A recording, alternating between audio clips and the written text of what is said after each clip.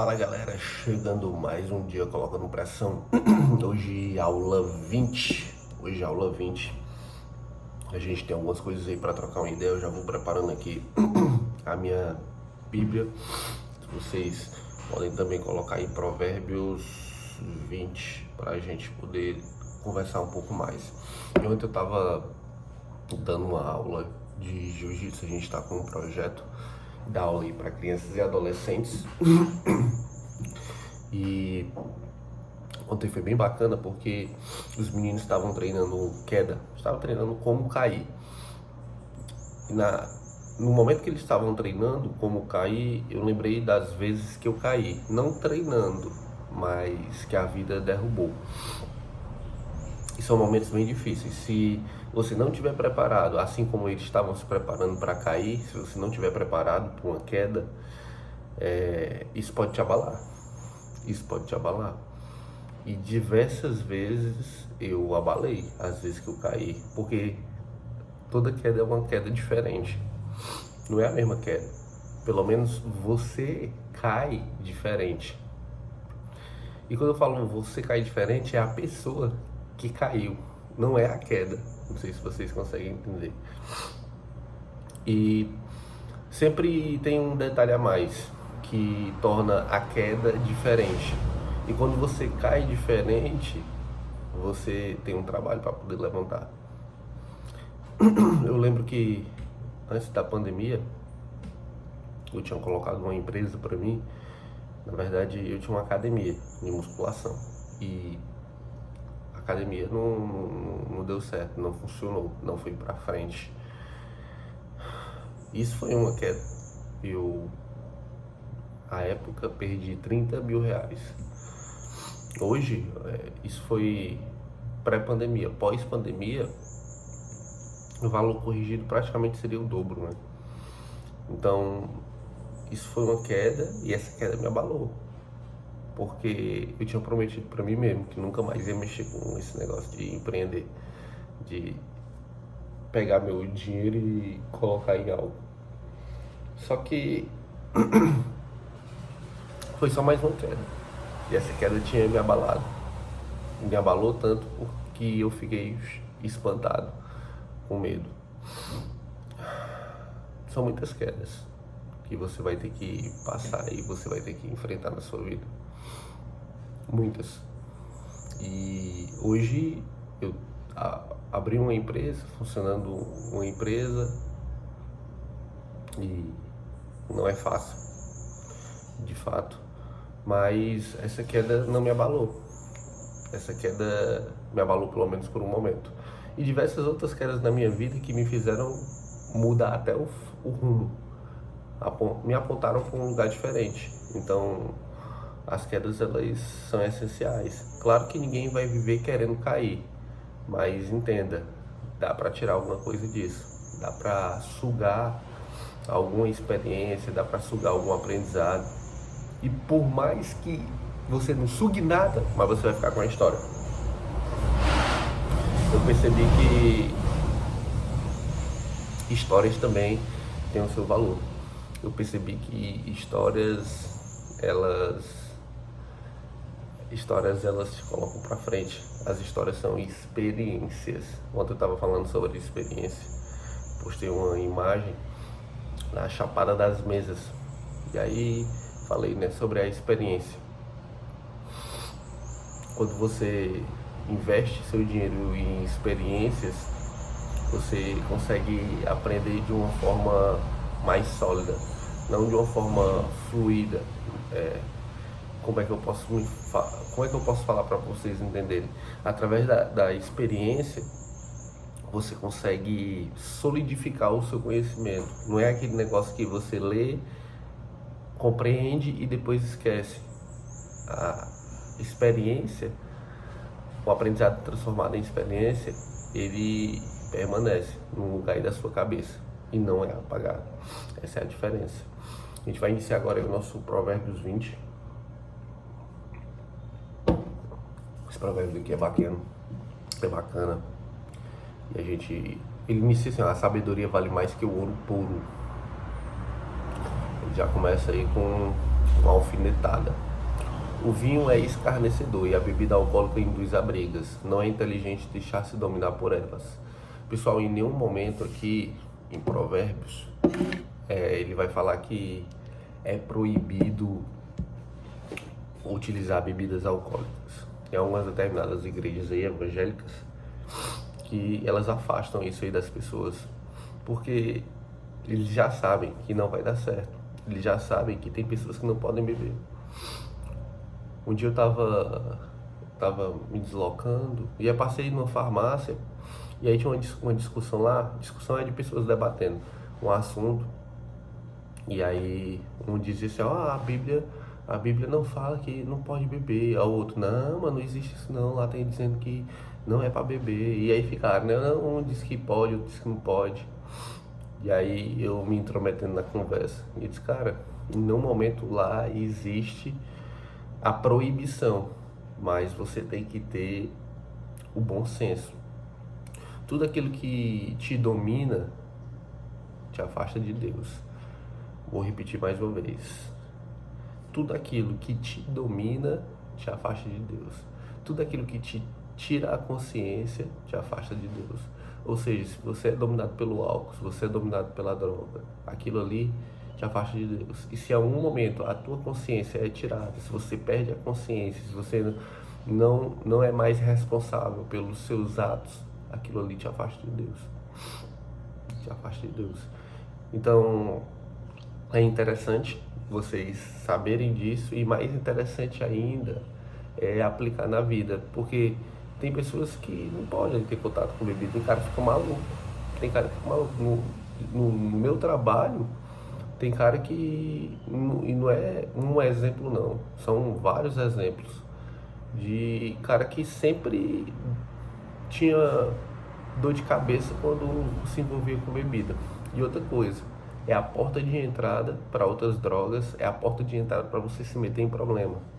Porque geralmente são ambientes que você frequenta, geralmente são pessoas que você está em comunhão. Então aquilo ali vai gerando hábito, aquilo ali vai transformando aos poucos a sua vida, às vezes até você não percebendo. E aí é onde está o ponto crucial do negócio. E ele diz assim, ó, o vinho é escarnecedor e a bebida alcoólica induz a brigas. Não é inteligente deixar-se dominar por elas. O medo que o rei provoca é como o bramido de um leão. Quem o irrita coloca em risco a própria vida.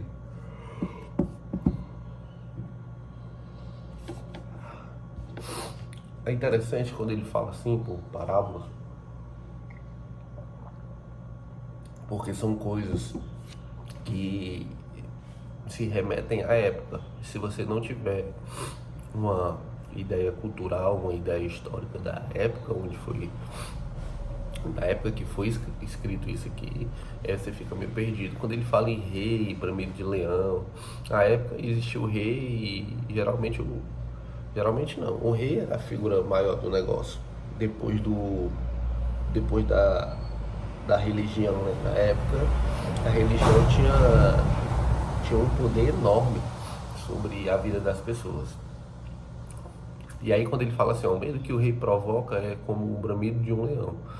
Ou seja, quem já teve contato com o leão, eu nunca tive contato. Espero, sei lá, fazer um passeio aí pelo um safari pela África, eu acho que deve ser bem bacana. Você tá ali frente a frente a um animal tão fenomenal como esse. E aqui interessante também, o leão na Bíblia, ele tem uma ideia. Não que essa ideia esteja embutida nesse provérbio, mas o leão ele fala sobre um rei. O leão, a figura do leão, ele é tida como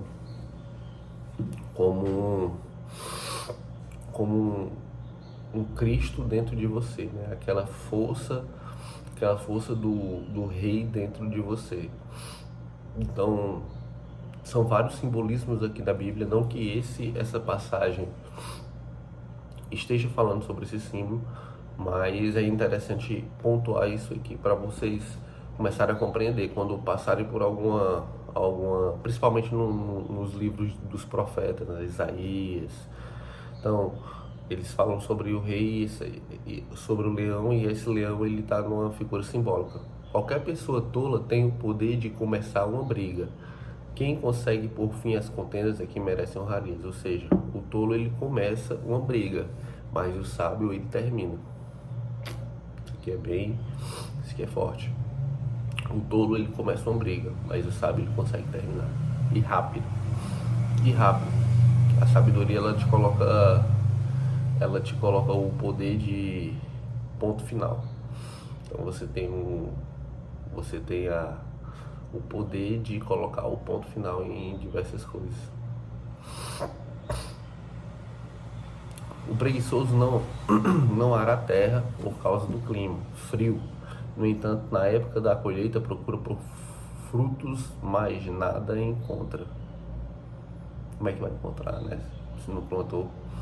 Como águas profundas são os propósitos do coração humano. Todavia, quem tem discernimento sabe como trazê-los à tona. Isso aqui é bem legal, inclusive está até marcado aqui, ó. Ele diz assim, como águas profundas são o propósito do coração.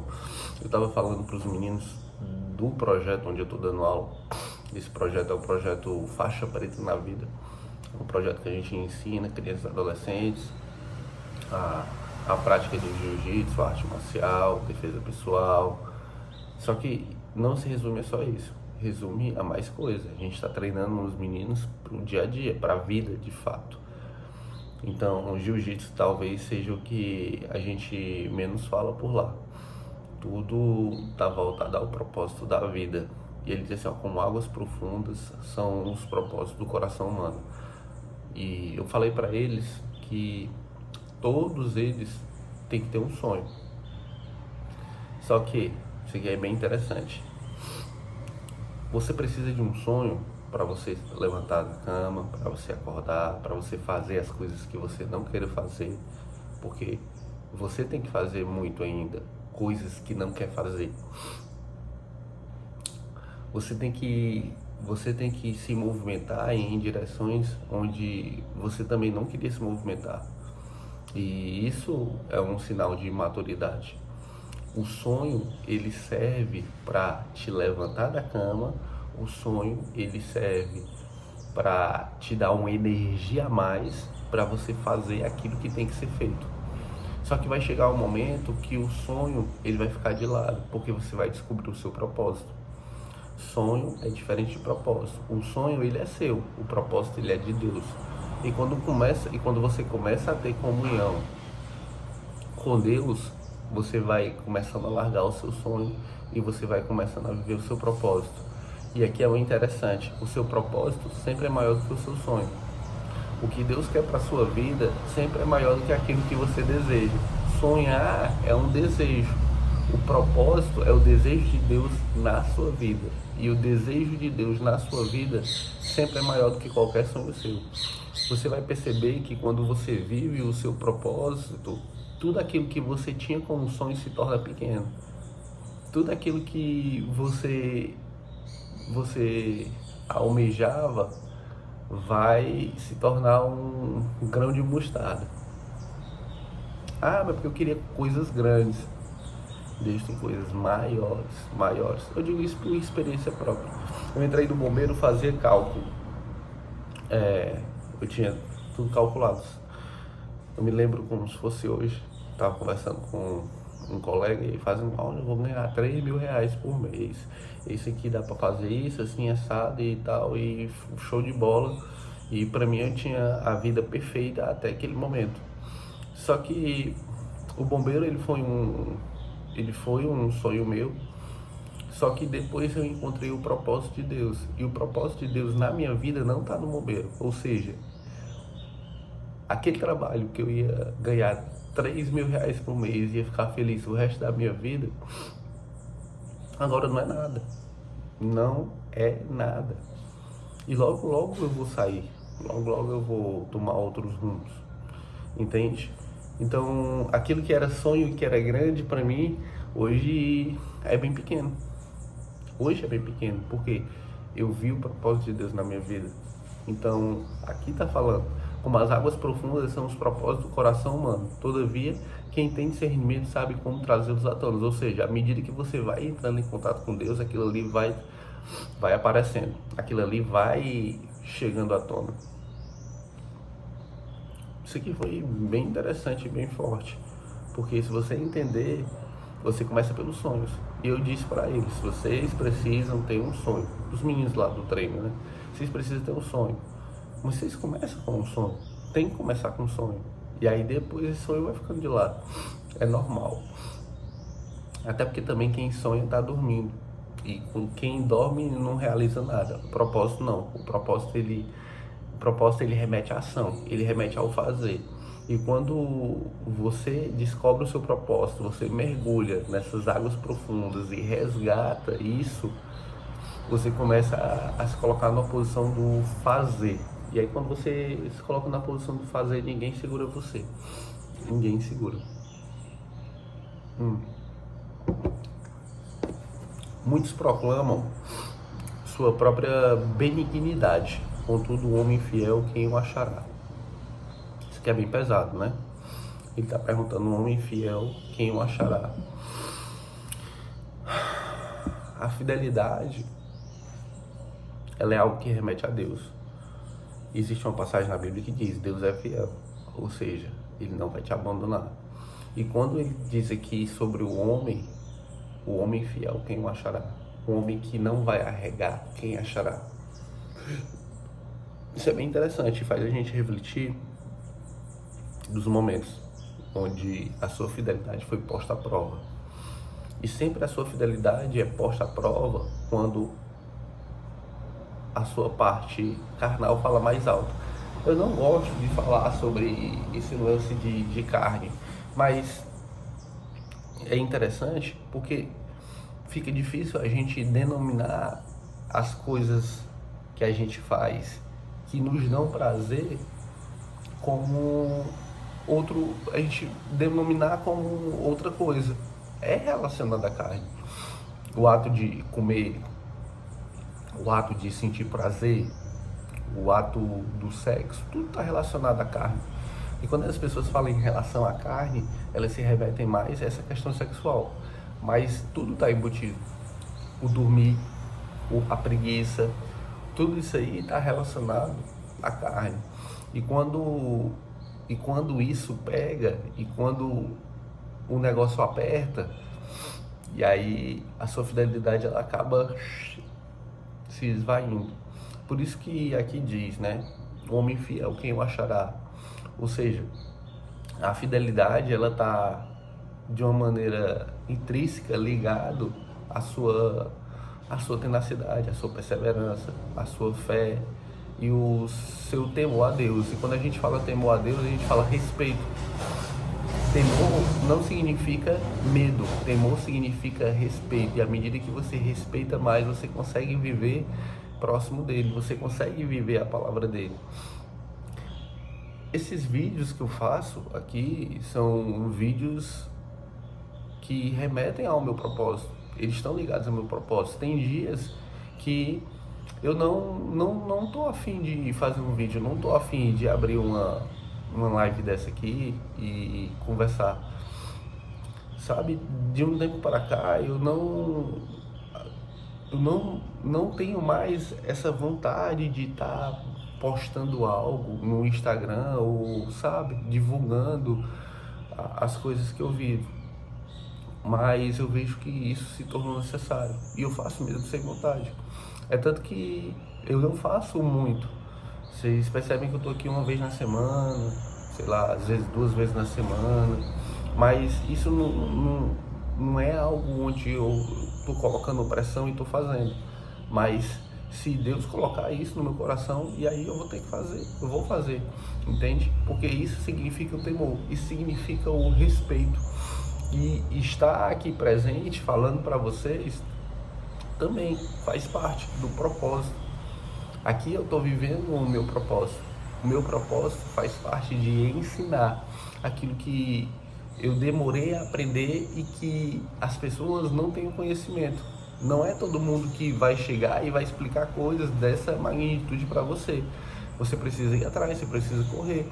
E eu não encontrei, tipo, pessoas conversando sobre isso. E isso atrasou bastante a minha vida.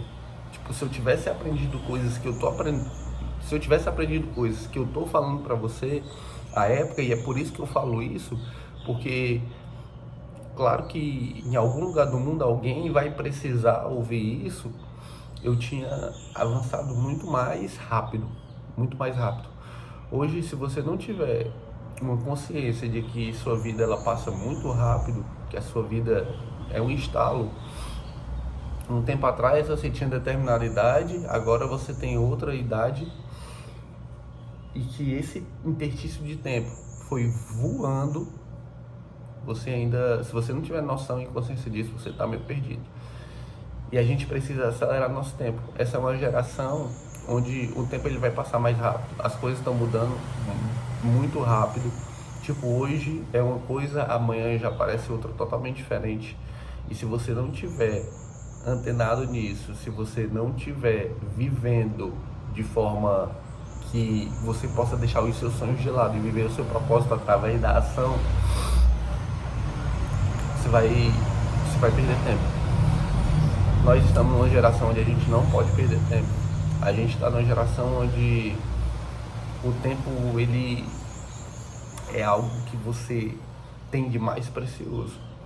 Hoje no meu trabalho, inclusive eu estou de férias agora esse mês de junho, a gente está no mês de junho, e no meu trabalho a coisa mais preciosa que eu tenho lá não é o valor que eu ganho, não é o dinheiro que eu ganho no trabalho, mas é o tempo. A gente tem muito tempo, então esse tempo, se for bem aproveitado, você consegue fazer coisas magníficas na sua vida. E se você for analisar, todo mundo tem um tempo. O tempo ele é dividido em 3 partes de 8, 24 horas. Se você dividir o seu tempo em 3 partes de 8, você vai conseguir fazer muita coisa. E geralmente são 8 horas de trabalho, 8 horas de ócio, 8 horas de sono. Essa é mais ou menos a ideia. Se você passa 8 horas de trabalho, você consegue ter 8 horas ali para poder fazer algo diferente. E se você cuidar dessas 8 horas que você tem, você consegue transformar isso em muita coisa. Se você acordar 1 hora mais cedo, você tem 1 hora a mais do que todo mundo. E geralmente essa hora que eu acordo também mais cedo é uma hora que tem menos barulho, uma hora que tem menos gente falando, é uma hora que tem menos gente incomodando no telefone. Então você consegue aproveitar 1 hora. Se você for analisar, 1 hora por semana são 7 horas. Por mês aí são em torno de 30 horas. Por ano, 300 e tantas horas, 360 horas. Ou seja, você tem 360 horas de experiência a mais do que outras pessoas. Isso eu estou colocando 1 hora. Você tem 8 horas disponíveis. Então, a gente tem que aprender a controlar, a gente tem que aprender a manusear, a gente tem que aprender a cuidar mais do nosso tempo. Essa é a palavra. Quando a gente cuida do nosso tempo, a gente valoriza o tempo. Isso é bem importante.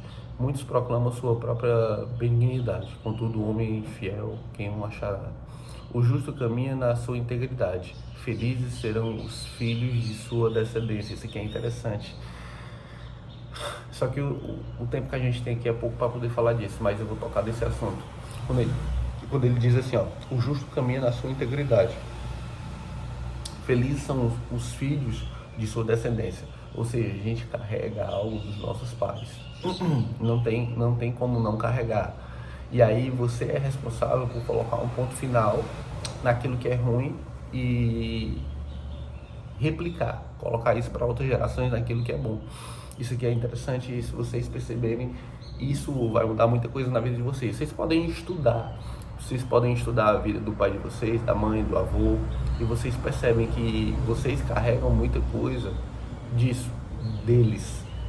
E se vocês começarem a manusear isso e colocar para fora tudo aquilo que é ruim, a vida de vocês vai mudar muita coisa, muita coisa. Existe uma herança chamada uma herança maldita, que todas as pessoas elas carregam. de pai, de mãe, de avô, e você é responsável por colocar um ponto final. Se você identificar e quiser mudar, você põe um ponto final nisso aí. E para outra geração sua, você não vai deixar passar isso. Não vai deixar passar isso. Tem algum vídeo, acho que eu fiz, que eu falei sobre alguns detalhes desse aqui, é interessante. E depois eu vou abordar esse assunto de novo, que ele é bem legal, é bem libertador. Essa é a palavra, isso aqui é libertador. Quando você se liberta dessas amarras aí, que vem passando de geração em geração, você consegue dar um up na sua vida. Show? A gente vai parar por aqui, depois vocês continuam a leitura do Provérbios 20, é bem interessante.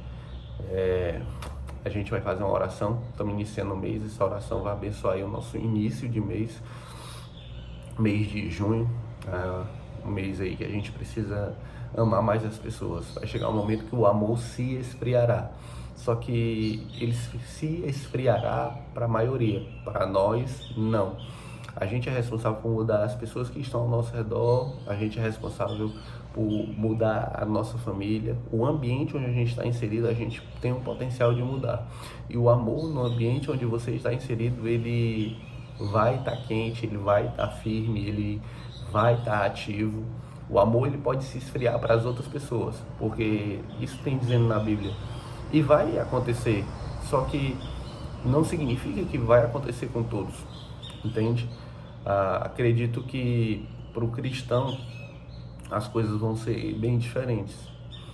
As coisas vão tomar outras proporções. Às vezes as pessoas têm medo do final, né? A gente fala que Apocalipse é uma escatologia. Escatologia é como se fosse uma previsão. É como se você estivesse identificando o fim, como vai ser. E a maioria das pessoas elas têm medo do fim. Só que na verdade o fim é o início. O fim é o início da boa vida. Então, para quem é cristão, eles anseiam pelo fim, entende? É totalmente diferente. A maioria das pessoas tem medo do que vai acontecer, a terra vai estremecer, o sol vai para um lado, a lua vai para o outro, um negócio pressão mesmo. E as pessoas que são cristãos, elas não podem, elas têm que ansiar pelo fim. Vai chegar um momento onde a nova vida é bem melhor do que essa. Então a gente vai fazer uma oração focado no nosso amor. Mês de junho a gente vai esquentar aí o amor. Fecha os olhos, respira. Pai, a Te rendemos graças pela Tua bondade e a Tua misericórdia e por sempre nos ouvir. Eu Te agradeço, Senhor, por esquentar mais o nosso coração. Agora você começa a sentir o seu coração bem quente, o seu coração pegando fogo. E esse coração, ele está sendo aquecido pelo amor de Deus em você. Que a gente possa sentir mais esse calor, que a gente possa não só sentir o calor, mas que a gente consiga entregar esse calor para outras pessoas, através da palavra, através de atitudes, de gestos. Que a gente possa aquecer as pessoas que estão ao nosso redor. Nosso coração possa entrar em chamas e essas chamas consigam fazer chamas em outros corações. Obrigado pela palavra de hoje, Senhor. Te agradeço infinitamente. Deus abençoe grandemente nosso trabalho, a nossa família, a nós, nos livre do nome mal e nos protejam no decorrer desse mês. Te agradeço infinitamente em nome de Jesus. Amém. Vamos colocar pressão. É isso aí. Semana tá só começando. Tamo junto. Chama nós. Valeu.